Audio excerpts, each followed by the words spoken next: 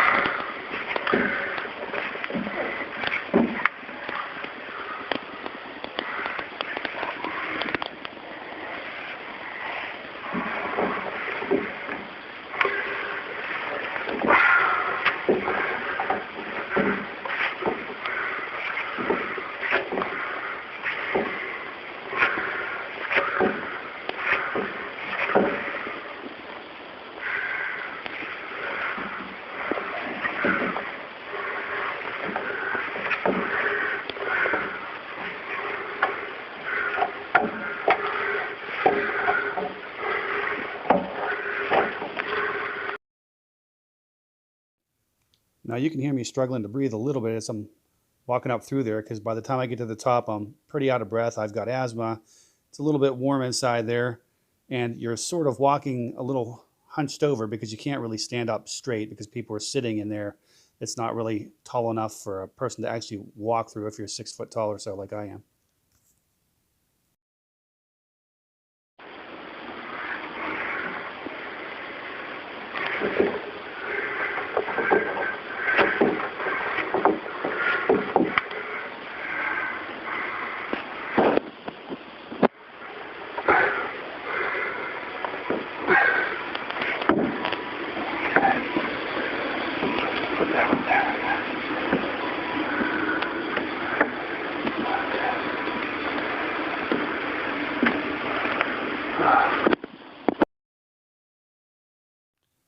I keep saying sleds, but they're rafts. Conneaut Lake used to have the rampage, and you had to carry these actual sleds, big fiberglass sleds.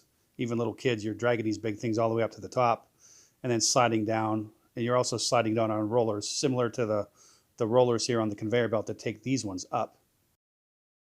And you'll see when I get to the top, as I look around, I'm checking for wasp and hornet nests up in in the rafters, up in the woodwork, in the ceiling, in the roof. And there's always a bunch of mud wasp nests up there that you have to knock down. They're usually all dried up and nothing in them, but you have to knock them down with like a pole or the end of a broomstick or something, just so they don't build these nests and little kids and other families don't get stung. I'm also checking for loose railings, handrails, and balusters, any that might need replaced, just so nobody leans against them or falls through or anything. You got to make sure all of those are nice and tight. And of course, any broken boards and any splinters or anything sharp that might be sticking out.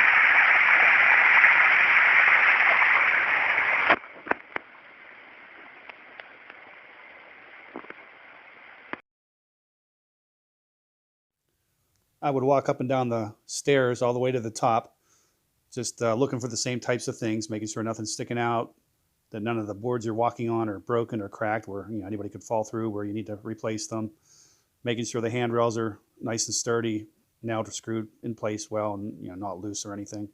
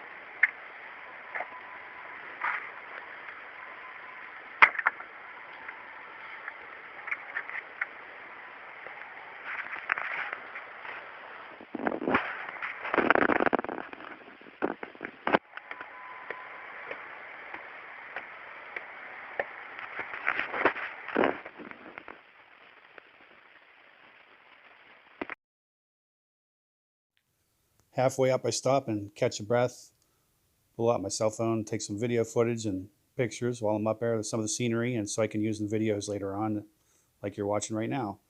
And then I head back up and make it all the way up to the top again and come back down. All the while just checking to make sure there's no safety hazards and that everything's okay.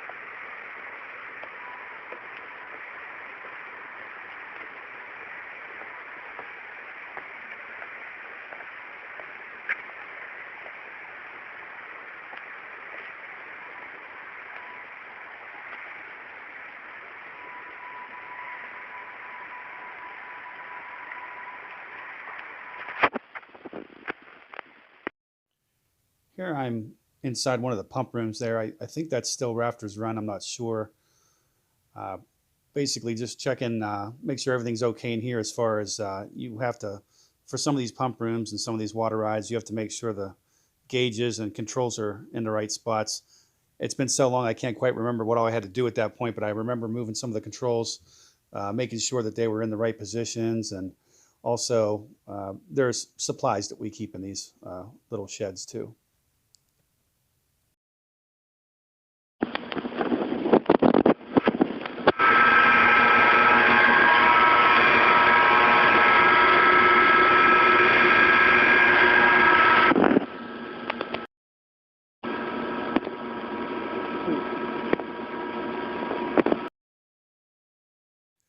For the lazy river, I would walk around the whole outside of it, looking for any bottles, any glass, any objects that shouldn't be in the pool, little animals, little frogs and toads, and anything that might be in there, squirrel, mouse, anything. You have to fish out any animals that are in there, and as always, look for sharp objects or any other kinds of hazards as you're walking around. We had little skimming nets on the ends of poles, just like you have to clean a pool out with, and we could use that to grab any birds or any little animals that might have been in there, or anything floating in the pool that's not supposed to be there, a candy bar or some goggles, anything. But there were usually a bunch of lifeguards ready to start the day as well, so they could always get into the pool. They're already dressed in their swimming suits, and they can get in there in the water. Since you can't, with the maintenance people, we have our boots and our khakis and our polos that we're walking around with. So they're actually dressed to get into the water. So if we see something, we need them to go pull it out of there, they'll be happy to go do that.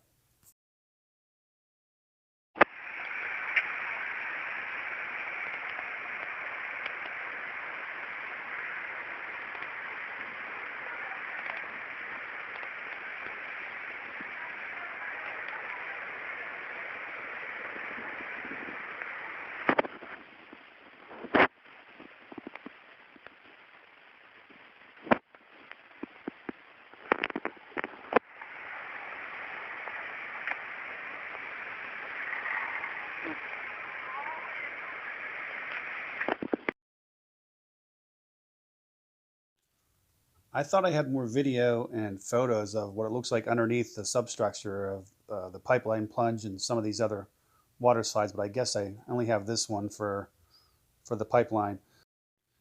These slides are actually metal instead of wood like rafters run in some of the other ones, and the slides are connected to it by all these bolts here. And we just check to make sure that the ones that we can reach and see, we just make sure that they're not all rusted out or need replaced if there's missing bolts or rusted off bolts. That's why they would be missing if they rusted off and kind of broke off. The slide flumes themselves are fiberglass, of course, just like the others, but it's the substructure that's metal here as opposed to the wooden ones. Here I am walking through one of the flumes. Now this would be quite a workout sometimes, just like some of the other water slides, because in this case, I'm walking up inside of this dark one with a flashlight, and I'm getting to the top, looking at all the woodwork up at the top, making sure anything needs replaced up there, and then walking back down the other one. But I normally started going up the steps where the queue line, as you're walking up the steps and the stairs, you go up there and then you go down one of the slides, then you cross over the pool and come up the other slide and then come back down the stairs again. So it takes some time to do this one.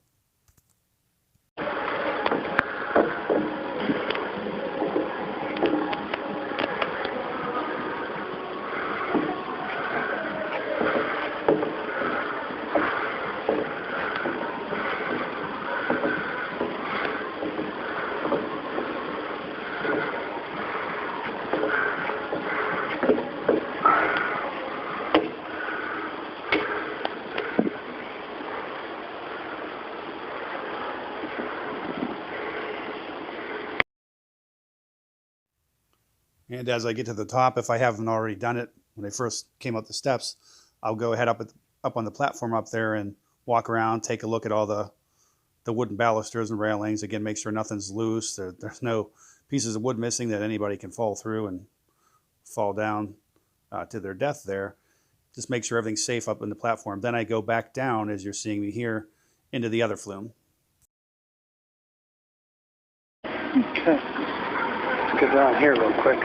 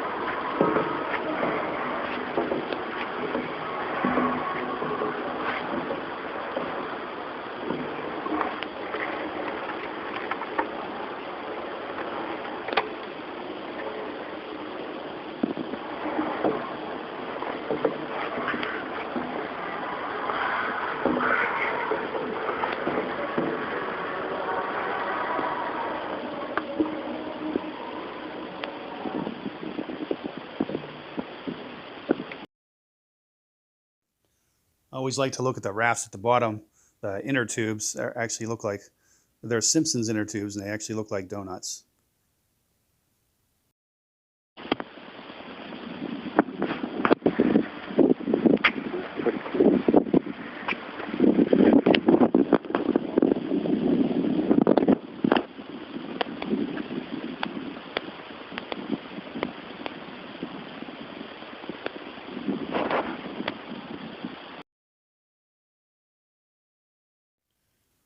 The Hydro Racers is one of the ones that I like most to inspect because it's a beautiful view all the way up, and there's no chance of me falling off of there like walking up the serpentine slides. This one is actually real wide. It's like the Astro slide that you go down in the burlap sacks at Conneaut Lake or Schaub Lake or any of the parks from back in the 70s and 80s. It's real wide. Of course, there's water coming down. You're not coming down in a burlap sack or anything, but because it's water slide. But the whole way up, you're just walking. You don't have to stoop or bend over, and get a sore back or have to use a flashlight because it's dark or it's hot inside or anything. It's real comfortable. It's open to the air, and really just a beautiful view all the way up.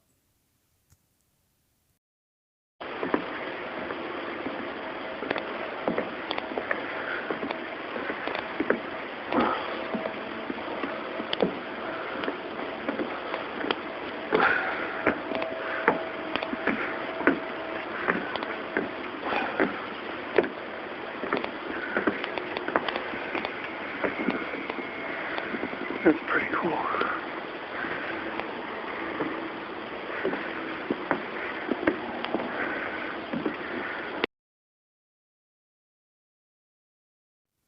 And last but certainly not least, we have the serpentine slides. These were a lot of fun walking up there.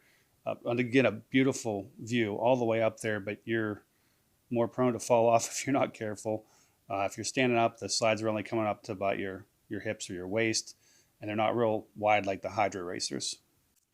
Here I'm checking the wooden substructure of the red one actually, and we're looking for checks and splits in the wood, any bad areas that are going to need replaced. All these posts, they go all the way up, but you have to look up as far as you can to see if there's any damage to any of the wood going up, because then they'll have to brace it, come in and put another timber in there to take its place. And these are built just like roller coasters. Those are actually like bents, B-E-N-T-S, bents. That's what they call the wooden structures that make up the substructure of a roller coaster. You have all the bents, and they're all tied together with 2x8s and 2x6s. And the bents themselves they're 4x4s, 6x6s. Some are even bigger, thicker than that. Just big, huge posts that go all the way up. And you can see the crisscrossing the bracing members that go up as well. Just very similar to a roller coaster.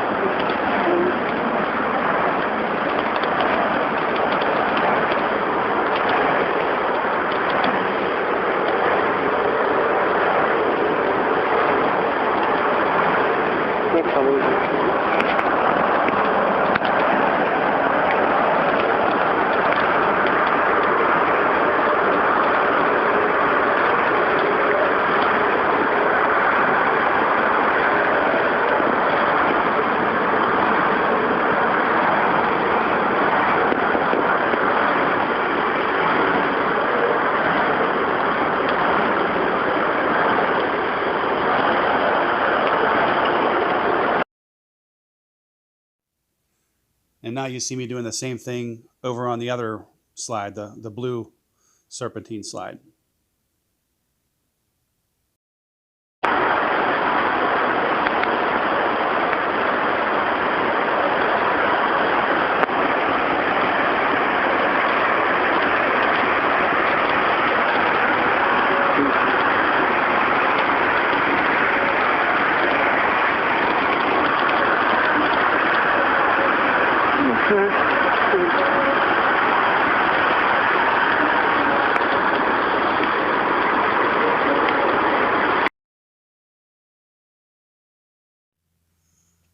Idlewild and Soakzone used to have speed slides right in the center of the two serpentine slides. And from what I was told by the carpenter that I worked under, that I guess there wasn't as long of a runway as there should have been. And so people were getting hurt when they would land. They didn't have as long of a runway like Geauga Lakes or any of the other speed slides I've been at, like at Sandcastle in Pittsburgh. You're supposed to have a real long line when you come off those big hills, or the one that goes straight down. You need a long area to stop, and I guess there wasn't that much room, and so people were getting injured, and so they got rid of the slides. But you can see where they were. This big track or platform between the two serpentine slides with the big drops on it. That's what that is, and I'm just kind of walking around underneath there. I don't even think I was needing to inspect anything under there, but I was doing it just out of curiosity.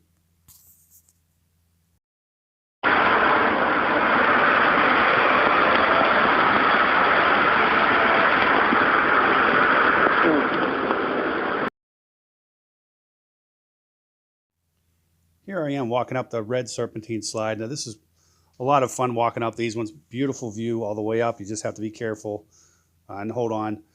They're not wide like the hydro racers, as I mentioned before, so going up there is more dangerous.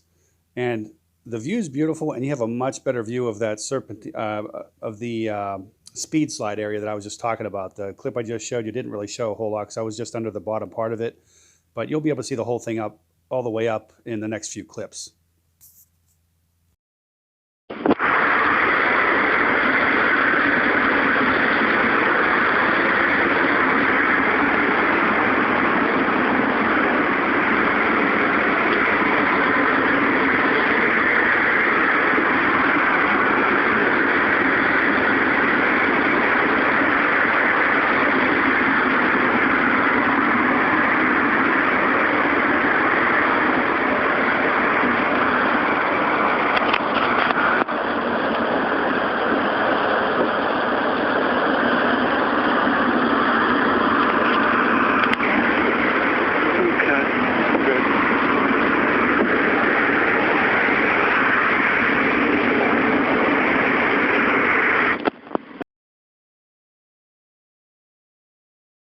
Here I go up the blue slide now.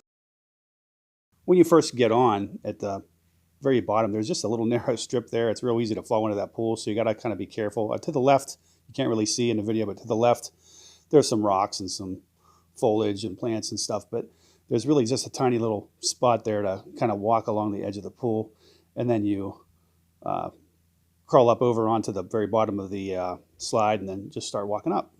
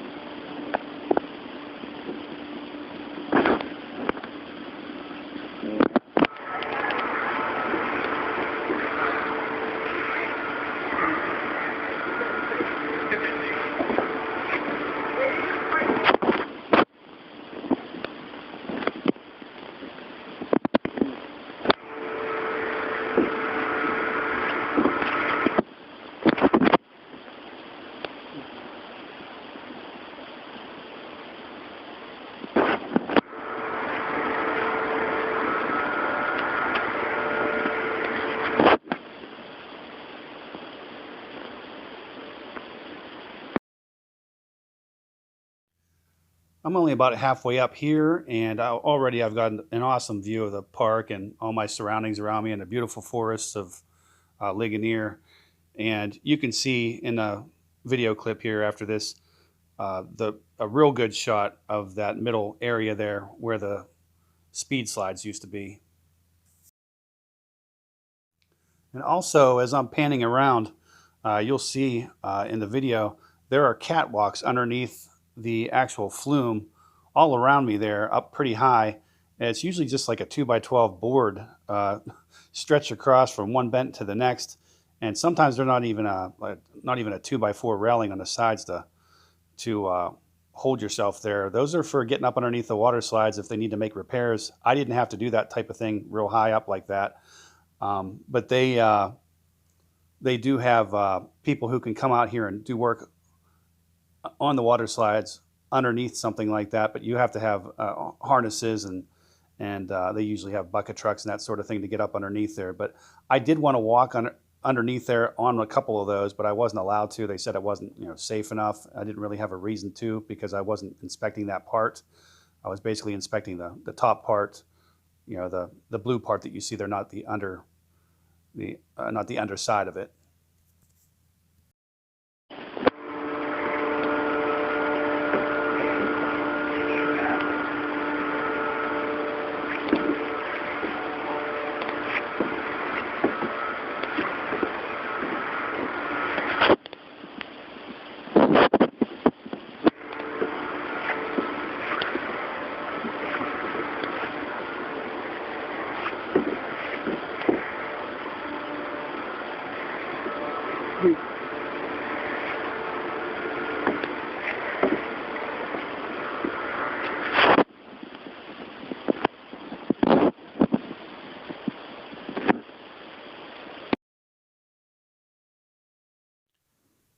Here I am almost to the top now, and as I look around, you can see the beautiful scenery and a wonderful view of the park.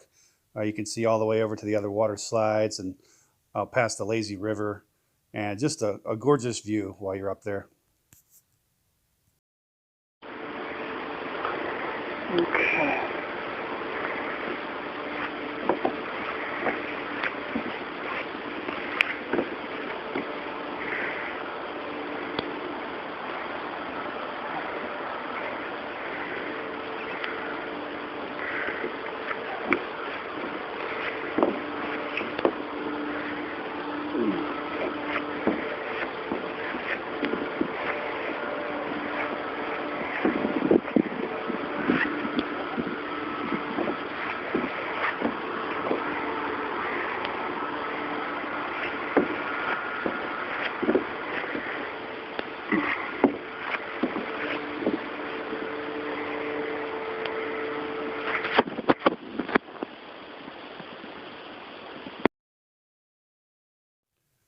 There were some other areas throughout the park where I actually, in Soakzone, where I actually did have to inspect it. Didn't include a water slides, and that would be some of the wooden structures and picnic areas and the cabana areas, just looking for things that don't belong, anything sharp or any faulty metal or anything not